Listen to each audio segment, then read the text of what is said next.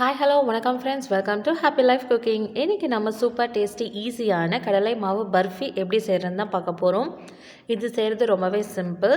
இந்த ரெசிபியை பார்க்குறதுக்கு முன்னாடி என்னோடய சேனலை இன்னும் நீங்கள் சப்ஸ்கிரைப் பண்ணாமல் இருந்தீங்கன்னா சப்ஸ்கிரைப் பண்ணி அந்த பெல் ஐக்கானையும் கிளிக் பண்ணி ஆல்னு செலக்ட் பண்ணிக்கோங்க. வாங்க இப்போ நம்ம வீடியோக்குள்ளே போகலாம். கடலை மாவு பர்ஃபி செய்கிறதுக்கு ஃபஸ்ட்டு நம்ம அடுப்பில் ஒரு பாத்திரம் வச்சுக்கோங்க. அந்த பாத்திரம் நல்லா ஹீட் ஆனோடனே அதில் 1லேருந்து 1.5 கப் நெய் இதில் ஆட் பண்ணி, நெய் நல்லா ஹீட் ஆனோடனே அதில் 3 கப் கடலை மாவை ஆட் பண்ணிக்கோங்க. ஆட் பண்ணி நல்லா வறுத்து எடுத்துக்கோங்க. லோ ஃப்ளேமில் வச்சு நல்லா வறுத்து எடுத்துக்கோங்க.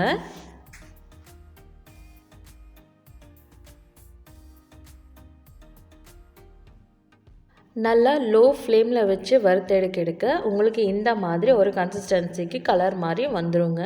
நீங்கள் நெய் நிறையா விட்டுருந்தீங்கன்னா கண்டிப்பாக உங்களுக்கு இந்த மாதிரி கன்சிஸ்டன்சி கண்டிப்பாக வரும்.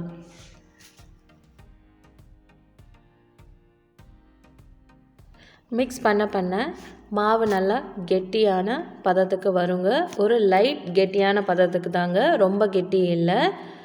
இந்த மாதிரி வந்த உடனே நம்ம இது தனியாக ஒரு பக்கம் எடுத்து வச்சுட்டு நம்ம சர்க்கரை பாகை ரெடி பண்ண ஆரம்பிச்சிடலாங்க.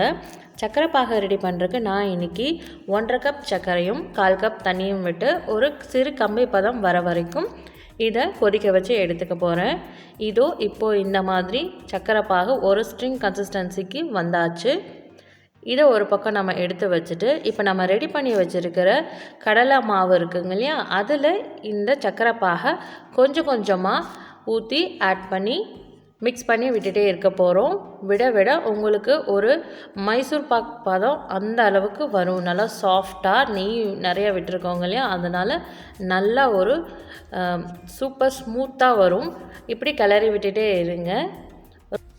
கிளறி விட்டுட்டு கொஞ்சம் லைட்டாக கெட்டி ஆனதுக்கப்புறம் இதை ஒரு நெய் தடவின பாத்திரத்தில் ட்ரான்ஸ்ஃபர் பண்ணிக்கலாங்க. ட்ரான்ஸ்ஃபர் பண்ணிவிட்டு எல்லாம் ஒரே லெவலாக நம்ம லெவல் பண்ணிவிட்டு இது ஒரு 30 மினிட்ஸ் நல்லா ஆற விட்டுட்டு அதுக்கப்புறமா நம்ம பீஸ் போட ஆரம்பிக்கலாம். உங்களுக்கு விருப்பம் இருந்தால் இதில் உங்களுக்கு பிடிச்சமான நட்ஸ் எது வேணாலும் நீங்கள் ஆட் பண்ணிக்கலாம். இந்த பர்ஃபி பார்த்திங்கன்னா மற்ற பர்ஃபி மாதிரி நல்லா ஹார்டாலாம் இருக்காது. இதில் நெய் நம்ம ஜாஸ்தியாக சேர்த்துருக்கிறதுனால நல்லா ஸ்மூத்தான பர்ஃபியாக தான் இருக்கும். அதனால் நீங்கள் கவலைப்படாமல் சாப்பிட்லாம். கண்டிப்பாக இந்த ரெசிபி உங்களுக்கு கண்டிப்பாக பிடிச்சிருக்கும்னு நினைக்கிறேன். வீட்டில் நீங்களும் செஞ்சு ட்ரை பண்ணி பாருங்கள். நான் எங்கள் பீஸ் போட்டு முடிக்கிறதுக்குள்ளேயே பாதி பிளேட் காலியாக போச்சு. அந்த அளவுக்கு டேஸ்டியாக இருந்துச்சுன்னு என் பசங்க, எங்கள் வீட்டில் இருக்கவங்க எல்லாருமே சொன்னாங்க. நீங்களும் இதை ட்ரை பண்ணி பாருங்கள். ஃப்ரெண்ட்ஸ் கூட ஷேர் பண்ணிக்கோங்க.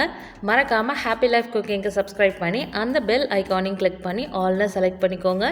மீண்டும் ஒரு அழகான வீடியோவில் நான் உங்களை மறுபடியும் சந்திக்கிறேங்க. அதுவரை நன்றி, வணக்கம், take care, be happy, feel happy, bye.